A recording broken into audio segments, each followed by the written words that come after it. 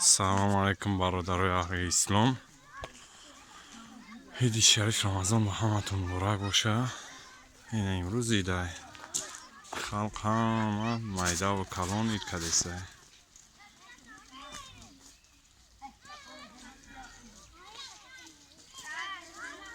امروز خرسندی روی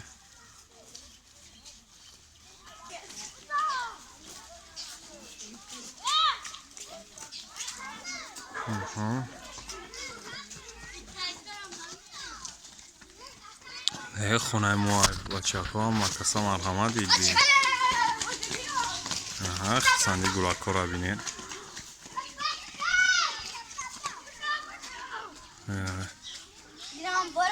رحمت دیده شما.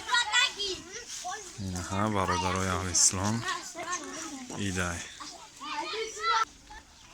پناه همت بخدا.